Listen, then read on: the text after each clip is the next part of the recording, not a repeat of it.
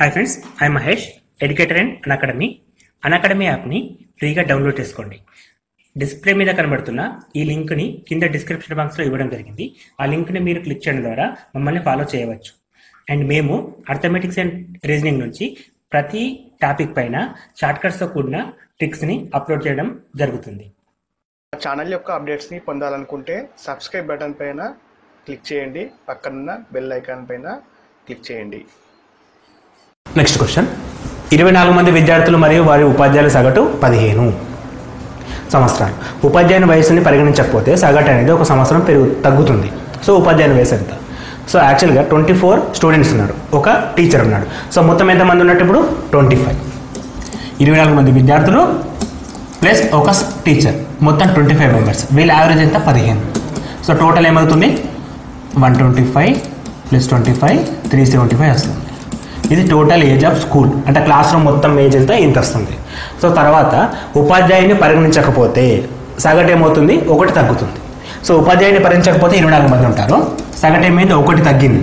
1 అంటే 15 నుంచి కానీ 1 తీసేస్తే 14 వస్తుంది. సో ఇప్పుడు ఈ రెండు మల్టిప్లికేషన్ చేస్తే ఎంత వస్తుంది? 496 ప్లస్ 24 6 1 13 336 వచ్చేసింది. సో ఉపాధ్యాయుని కలుపుకుంటే 375, ఉపాధ్యాయుని తీస్తే 336. అంటే ఉపాధ్యాయుని వయసు ఎంత? 375 minus 336 which is equal to 39 అండి. 39. సో ఉపాధ్యాయుని వయసు 39 సంవత్సరాలు. ఆప్షన్ నెంబర్ 1 క్లిక్ చేయొచ్చు. సో ఇది బేసిక్ మెథడ్. మళ్ళీ షార్ట్కట్ వే ఆలోచిస్తే యాక్చువల్గా ఇక్కడ చిన్న ట్రిక్ ఏంటంటే 24 మంది విద్యార్థులు కదా, 24 ప్లస్ 15 యావరేజ్, ఫస్ట్ యావరేజ్ ఎంత తగ్గుతుంది? 1. అంటే 1 తగ్గింది కాబట్టి మనం 1 తీసుకుంటామండి, ఇంటూ 1 తీసుకుంటాం. So 24 plus 15 which is equal to 39 తీసుకుంటాం. సో ఇది కీ పాయింట్ అండి, ఇది కీ పాయింట్. ఇక్కడ మనకి ఒకవేళ 2 సంవత్సరాలు తగ్గితే సగటు అనేది 1 సంవత్సరం తగ్గుతుంది. సపోజ్ ఇక్కడ 2 ఇయర్స్ తగ్గితే మనం ఇక్కడ ఏం చేస్తామంటే ఇంటూ 2 తీసుకుంటాం, ఇక్కడ ఇంటూ 2 తీసుకుంటాం.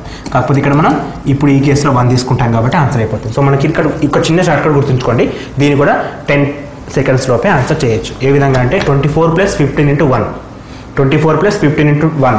ఒకవేళ 2 సంవత్సరాలు తగ్గితే 24 ప్లస్ 1 ఇంటూ 2. ఒకవేళ పెరిగితే అది కూడా చేంజ్ అవుతుంది. నెక్స్ట్ క్వశ్చన్, ఇది ఇంపార్టెంట్ మెథడ్ అండి. నెక్స్ట్ మెథడ్ కూడా చాలా ఇంపార్టెంటే.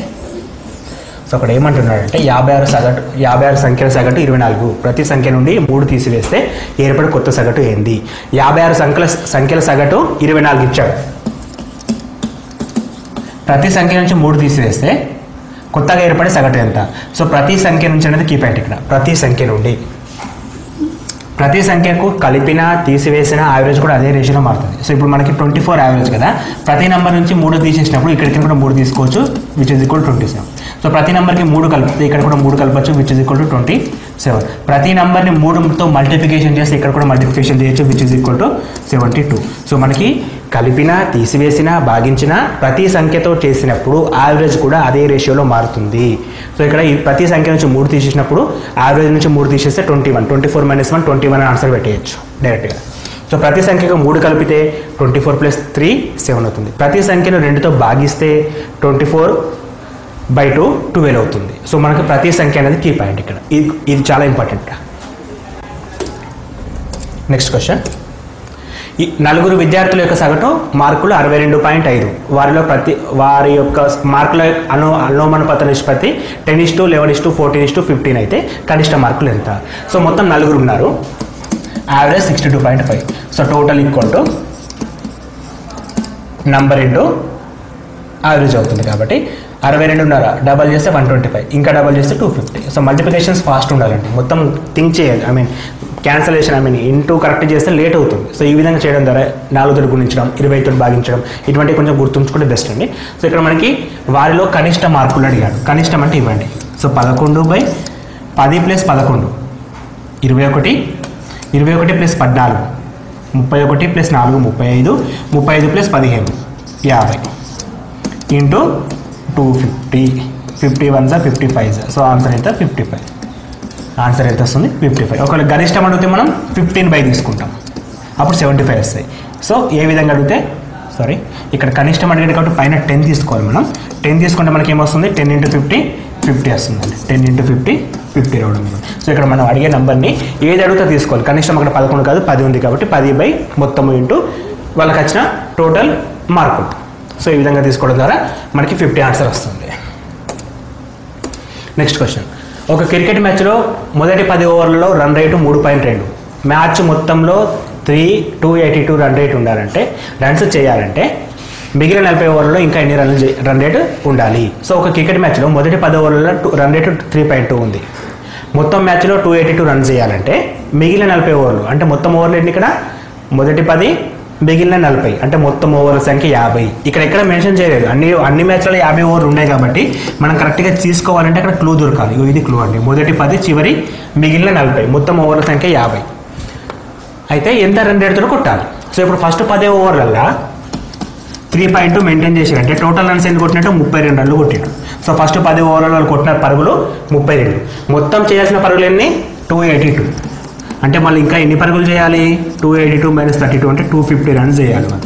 సో 250 రన్స్ అనేది ఎన్ని ఓవర్లు కొట్టాలి ఇంకా వాళ్ళు రిమైనింగ్ 40 ఓవర్స్లో కొట్టాలి. అప్పుడు రన్ రేట్ ఏమవుతుంది 250 required run rate 40. 0 get cancel 4 1 4 6 2.5. So 6.25 run rate తోటి వాళ్ళు మెయింటైన్ చేస్తే ఓవరాల్గా వాళ్ళు 282 రన్స్ కొట్టగలుగుతారు. సో 282 రన్స్ కొట్టగలుగుతారు. సో ఈ విధంగా మనకి రిక్వైర్డ్ ఏంటి చేసింది ఎంత అనేది కూడా ఇంపార్టెంట్. ఇవి అప్లికేషన్ లెవెల్ అంటే కొంచెం హైయర్ లెవెల్ అడుగుతాడు. ప్రతిదీ బేసిక్ నుంచి ఉండదు కాబట్టి. Next question. ఇది కూడా అప్లికేషన్ లెవెల్ క్వశ్చన్. 20 సంఖ్యల సగటు 0 అయినా వాటిలో గరిష్టంగా ఎన్ని సంఖ్యలు 0 కన్నా ఎక్కువగా ఉండొచ్చు. The average of first 20 natural numbers is 0.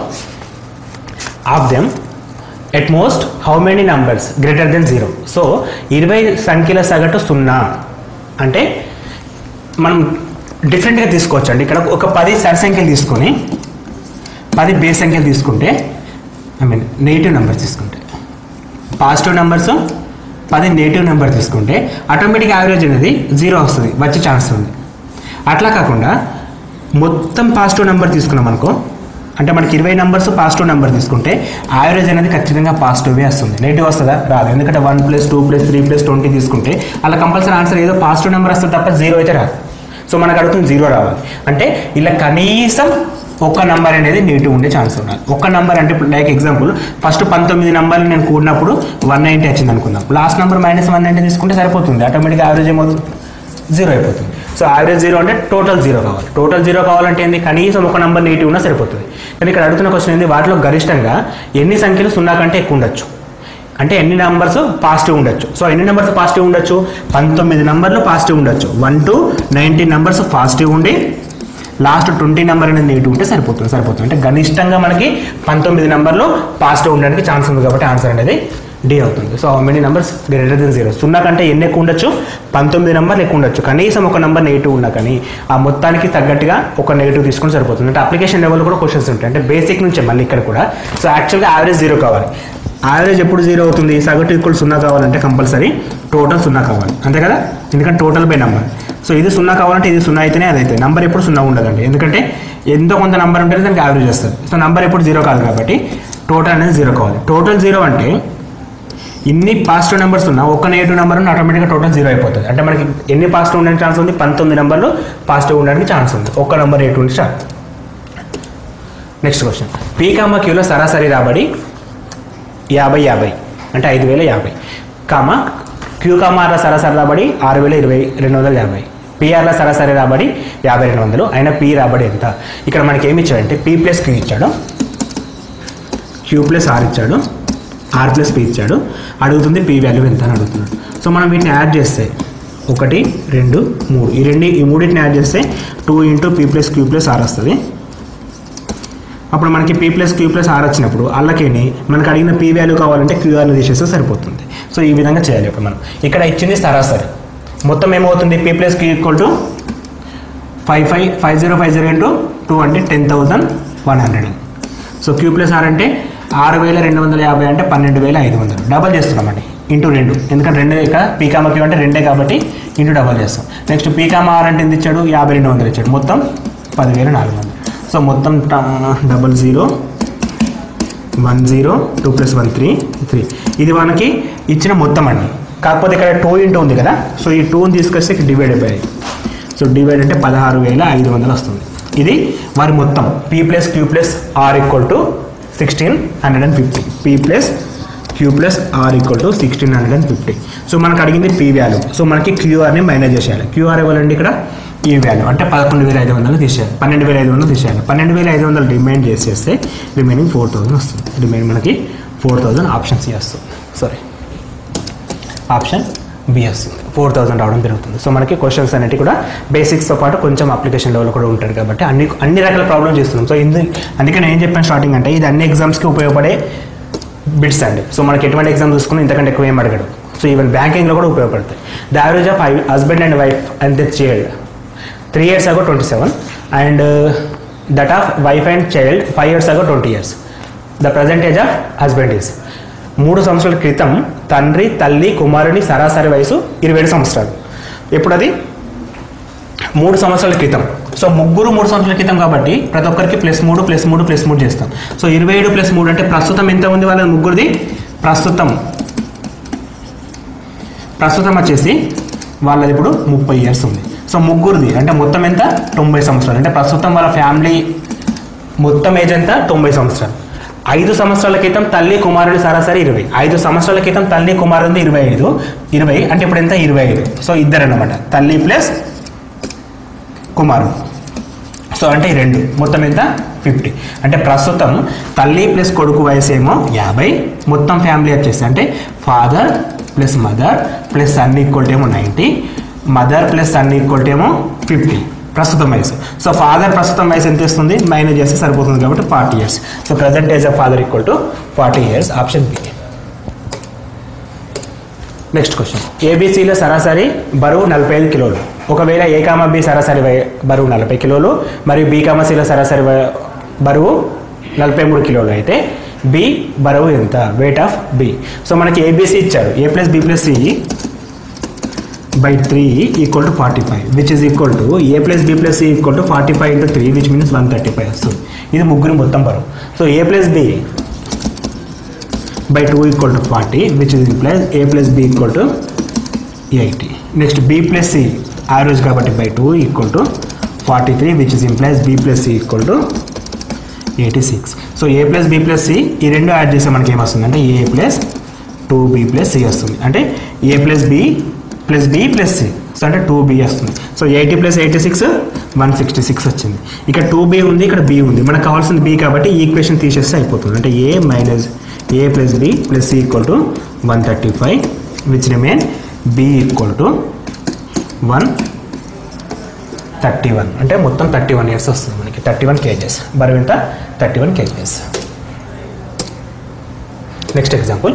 ఇది ఇంపార్టెంట్ అండి. ఒక లైబ్రరీకి ప్రతి ఆదివారం 510 మంది వస్తున్నారు. మిగతా రోజుల్లో 240 మంది వస్తారు. అంటే ప్రతి సండే ఎక్కువ మంది 520 వస్తారు. మిగతా 6 డేస్లో 240 మెంబర్స్ వస్తారు. ఆదివారంతో మొదలై 30 రోజులున్న నెలలో సగటున ఎంతమంది వస్తారు. సో ఆదివారంతో మొదలు కావాలి 30 రోజులు ఉండాలి. సో ఫస్ట్ ఆదివారం అంటే ఫస్ట్ ఆదివారం అవుతుంది 8వ తారీఖు ఆదివారం అవుతుంది, 15వ తారీఖు ఆదివారం అవుతుంది, 22 తారీఖు అవుతుంది, తర్వాత 29 తారీఖు అవుతుంది. అంటే మొత్తం ఎన్ని ఆదివారాలు ఉంటాయి 5 ఆదివారాలు. మిగిలిన మొత్తం 25 కామన్ డేస్. సో ప్రతి ఆదివారం 510 మంది వస్తారు. So which is equal to 25 50. మిగతా రోజుల్లో 240 మెంబర్స్ వస్తారు. సో 25 × 240 చేయమంటే ఏం చెప్పినా సగంలో సగం చేయండి. సగంలో అంటే 120 ఇలా సగం 60 విచ్ మీన్స్ 60 దాని పక్కన 2 సున్నాలు మొత్తం 85 50 మంది అయ్యారు. సో ప్రతి మంత్ కూడా మొత్తం 8,550 మంది వస్తారు. మంత్లో 30 రోజులు ఉన్నాయి కాబట్టి 0 get cancel. Average equal to 2 3 6 2 మిగులుతుంది 25, 2 24, 1 మిగులుతుంది 15, 2 15. సో మొత్తం యావరేజ్ అనేది అంటే ఒక రోజుకు సగటుగా 285 మంది విజిట్ చేయడం జరుగుతుంది. సో ఈ విధంగా యావరేజ్ గురించి ఎటువంటి క్వశ్చన్ అడిగినా బేసిక్ ఫార్ములా ఒకటే, average equal to sum by total అనే ఫార్ములా ద్వారా మనం కంప్లీట్గా చేయొచ్చు. సో